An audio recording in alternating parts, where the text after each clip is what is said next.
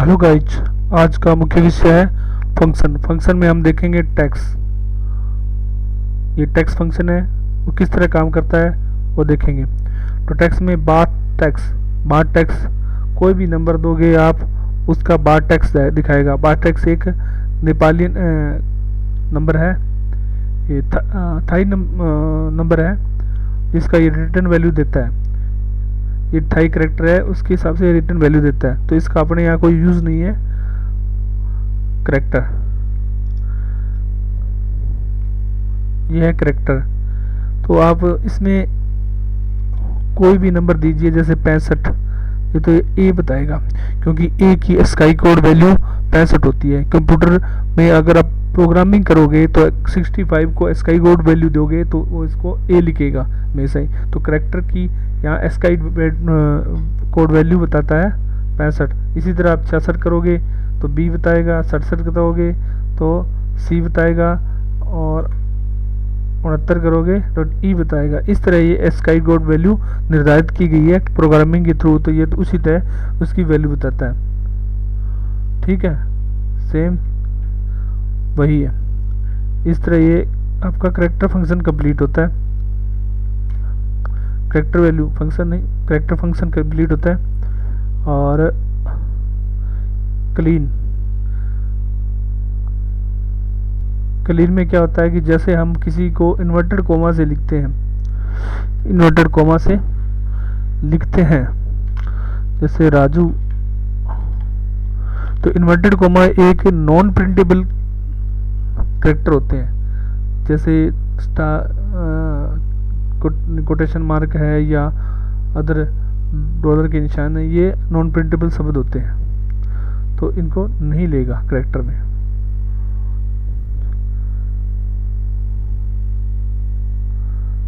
इसी तरह कोड, अब जो अपनों ने पहले किया था करेक्टर का कोड, ये दोनों को विपरीत चलते हैं। अब मैंने करेक्टर दे दिया ए,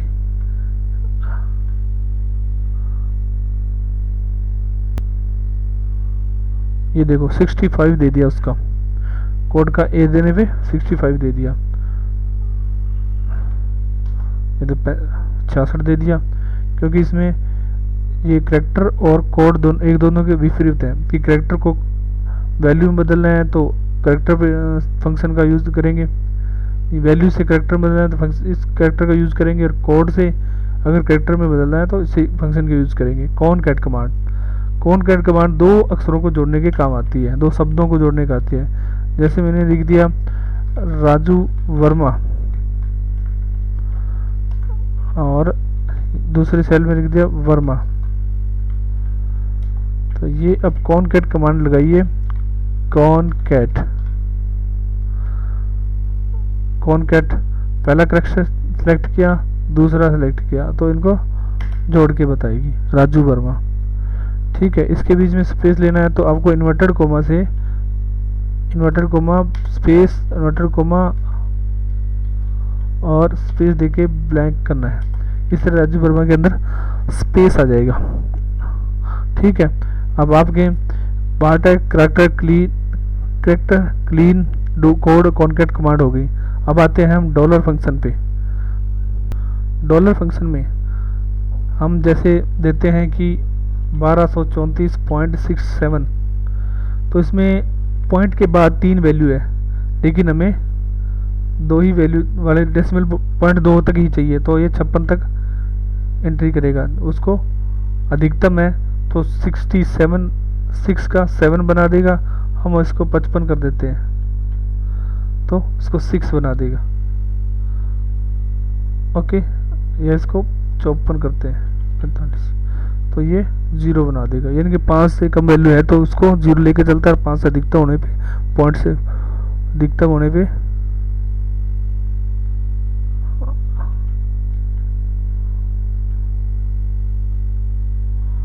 इस तरह ये रिप्रेजेंट करेगा। तो आपका ये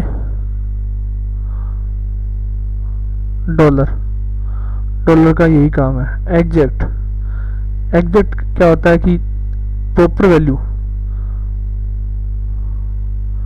अगर राजू यहाँ है तो यहाँ इसे राजू ही मिलना चाहिए, तभी ये प्रॉपर वैल्यू को फाइंड करेगा, तब ये ट्रू फॉल्स देगा। देखो राजू राजू दोनों बराबर है, तो इसने ओके कर दिया, अदरवाइज ये फॉल्स देता।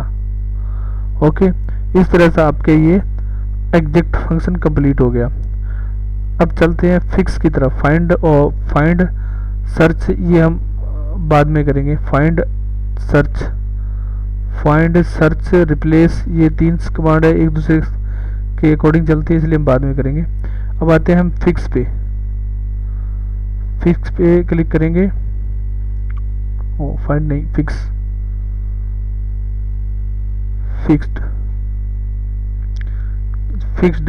ये भी सेम डॉलर की तरह ही काम करेगी। फर्क इतना है इसमें कि ये कमेंट्स भी पास करवा सकते हैं इसमें, ठीक है। सेम डॉलर की तरह ही काम करना है इसने। ये जहाँ दिया था डॉलर 2 पॉइंट तक दे तो 56, और यहाँ मैंने 3 पॉइंट तक करवा दिया तो ये 88 तक करवा दिया। अब चलते हैं लेफ्ट। आपके सामने है लेफ्ट में क्या होगा कि हम लिखते हैं जैसे सेल प्राइस, मैंने क्या लेफ्ट के 2 अक्षर चाहिए मुझे, तो यहाँ दिखा दिया इसने सा। अगर मैं यहाँ कहता 4 तो ये 4 अक्षर उठा देता। ये देखिए सेल प्राइस लिखा तो 4 अक्षर उठा दिए। अब मैं यहाँ कहता हूँ मेरे को तो 2 ही चाहिए, तो सा उठा दिया। इस तरह ये पूरे वर्ड में से लेफ्ट में से 2 कैरेक्टर उठाएगा। इस लेफ्ट फंक्शन का यही यूज है। लेफ्ट फंक्शन में से आप दिए कैरेक्टर में से कितने शब्द उठाने चाहते हो लेफ्ट में से, वो दिखाता है। इसी तरह इसका राइट भी होगा। ये रहा राइट में मैं वही सेल प्राइस लिखता हूँ, और इसको कहता हूँ लास्ट वाले 5 अक्षर उठा दे या 3 अक्षर उठा दे, तो आइस लिख दिया इसने, ठीक है। ये दोनों एक दूसरे के विपरीत चलते हैं, लेफ्ट राइट। और लोअर में मैंने जैसे सेल प्राइस लिख लिया। एक बार मैं कॉपी कर रहा हूँ क्योंकि अगला फंक्शन इसी पे डिपेंड करता है। ये देखो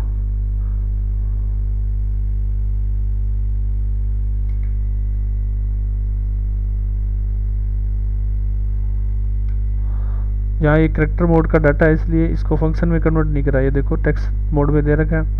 मैं इसको कट करके नीचे ले आता हूँ,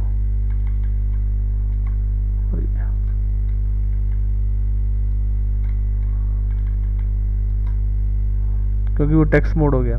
मैं इसको जनरल में क्लिक करता हूँ। ये देखो सेल प्राइस, क्योंकि मैंने सेल प्राइस बड़ा लिखा था और इसे लोअर भी कर दिया, यानी कि इसने सेट को बदलना होता है। सेल प्राइस शॉर्ट में करना होता है। अब मैं इसी शॉर्ट प्राइस को उठाऊंगा, ठीक है, और मैं इसको फंक्शन दूसरे में कन्वर्ट करूंगा। ये शॉर्ट लोअर के बाद में अपर आता है। अपर पे मैं क्लिक करूंगा और पेस्ट कर दूंगा। पर मैं वही छोटे वाले शब्द लिखता हूँ, सेल प्राइस, ठीक है। तो इसको प्रॉपर बड़े में कर देगा, और इसको हटाना पड़ेगा यहाँ से, क्योंकि मैंने उसी में रिपीट कर दिया था। ये देखो अपर लोअर का काम यही है कि लोअर को बड़े अक्षरों को छोटे में कर देगा और अपर छोटे अक्षरों को बड़े में कर देगा। इसी तरह आपके ये लेफ्ट क्लियर हो गया था, राइट भी क्लियर हो गया था, और लोअर भी क्लियर हो गया था, और अपर भी क्लियर हो गया, ठीक है। अब चलते हैं लेन क्या होता है। लेन पे क्लिक करने के लिए हम क्लिक करेंगे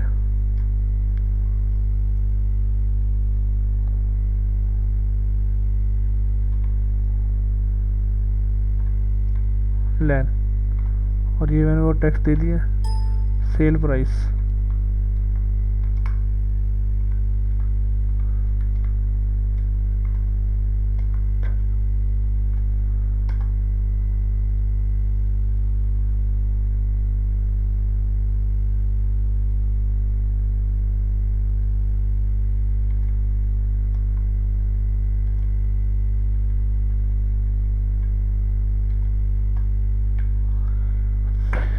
क्योंकि हमें ये जो करेक्टर थे कोटेशन मार्क में बंद करने थे।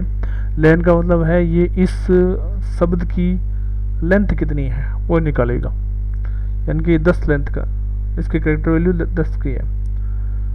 अब हम आगे चलते हैं मिड में। ये मिड नाम का फंक्शन है, उसमें क्या होता है कि मैंने पूरा शब्द लिख दिया सेल प्राइस। अब इसको कह दिया कि हमें तो दूसरे नंबर करेक्टर से लेके 5वें करेक्टर के जो शब्द है वो निकाल के दे, तो ये लिख दिया एलईपी। ठीक है, एलईपी। ये देखिए सेल प्राइस में से दूसरे करेक्टर से शुरू होकर 5वें करेक्टर तक जाने वाले शब्द को इसने निकाल लिया बार। ये होती है मिड।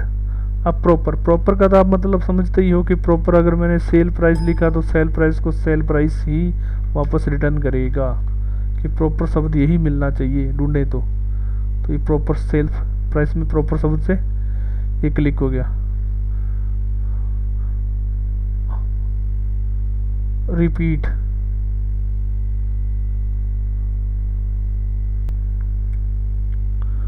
अब आगे आता है रिपीट फंक्शन। रिपीट फंक्शन में क्या होता है, जैसे सेल प्राइस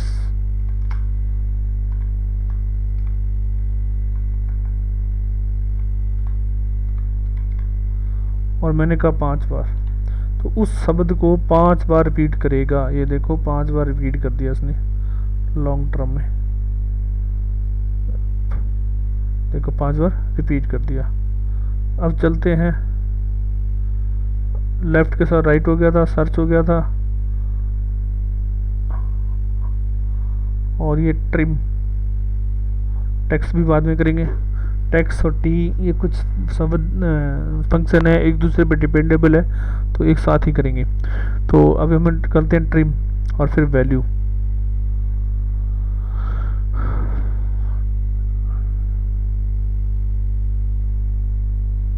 ट्रिम क्या होता है, 2 अक्षरों के बीच का स्पेस खत्म कर देता है। जैसे मैं राजू लिख के वर्मा लिखा तो ये इसके बीच का स्पेस कम करके राजू वर्मा एक साथ लिख देगा, दैट इज फाइनल।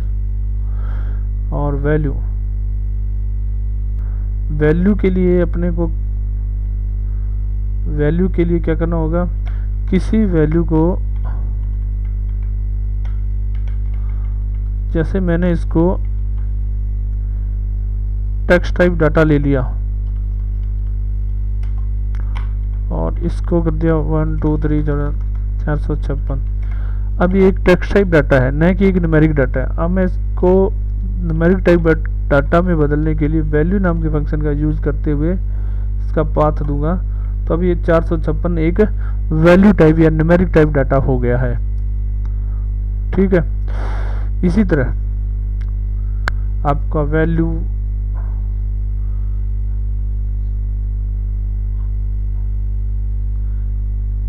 ये सारे फंक्शन हो चुके हैं।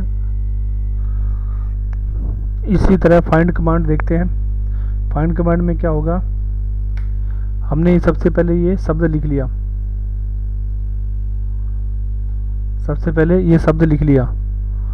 तो इसमें फाइंड हमें करवाना है, क्या फाइंड कराना है, मैंने कहा सी को फाइंड करो। किसके साथ, इस शब्द में से सी ढूंढ के बताओ कौन सी पोजीशन पे है। इसने कहा 9 पोजीशन पे है, वो वहां भी दिखा देता आपको 9 पोजीशन पे है। ओके, इसी तरह मैंने इसको कहा टी कौन सी पोजीशन पे है, तो 16 नंबर पोजीशन पे है। इस तरह ये आपका फाइंड कंप्लीट होता है। इस तरह हम फाइंड कमांड कंप्लीट की, और अब हम चलते हैं सर्च कमांड की तरफ। सर्च कमांड फाइंड कमांड के जैसी है, लेकिन दोनों में थोड़ा फ़र्क है। जैसे मैंने इसमें से ई ढूंढा, ई दिखा, और किस में से ढूंढना है, सेल प्राइस में से, और इससे बोला कि 7वें नंबर, वैसे तो ये डिफ़ॉल्ट पहले वाला ई जो आता है उसको बता देता है, लेकिन मैंने कहा कि 7वें नंबर की पोजीशन के बाद का ई ढूंढना है, तो इसने कहा कि वो 10 नंबर पे है, तो इसने ये 10 नंबर दिखा दिया। इस तरह ये सेल और फाइंड और सर्च कमांड एक दूसरे से थोड़ा सा हटके काम करती है। अब हम चलते हैं टी फंक्शन में। टी फंक्शन का काम होता है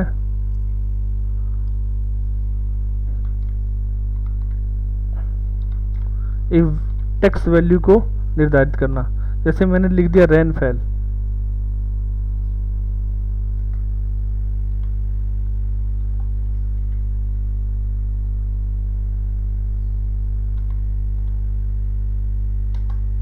तो इसने रेनफॉल लिख दिया। अब इसी तरह रेनफॉल एक एग्जैक्ट वैल्यू है और मैंने इसमें लिख दिया कि ट्रू, TRUE ट्रू, तो ये शो नहीं करेगा क्योंकि ट्रू एक प्री डिफाइंड कीवर्ड है जो कि इस एक्सेल में यूज किया जाता है किसी वैल्यू को, लॉजिकल वैल्यू को प्री डिफाइंड करने के लिए। तो ट्रू को ये एक शब्द नहीं मानता है, इसलिए टी फंक्शन इसके लिए काम करता है। इसी तरह हम देखते हैं टेक्स्ट में टेक्स्ट फंक्शन। टेक्स्ट फंक्शन का क्या काम होता है कि ये जो भी न्यूमेरिक वैल्यू है या कैरेक्टर वैल्यू है उसको टेक्स्ट टाइप में कन्वर्ट करके दिखाता है। जैसे मैंने ये कह दिया वैल्यू 19,000 और टेक्स्ट वैल्यू कह दिया ATM में, तो दोनों को कंबाइन करके दिखाएगा।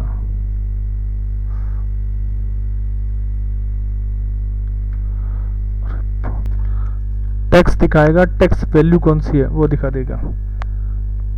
ये देखो टेक्स्ट में मैंने 1900 लिखा या 80 लिखा, तो इसने दोनों में दिखाया कि 1900 टेक्स्ट में से टेक्स्ट वैल्यू कौन सी है या कैरेक्टर वैल्यू कौन सी है वो भी बता दी और इधर वैल्यू को भी वैल्यू बता दी।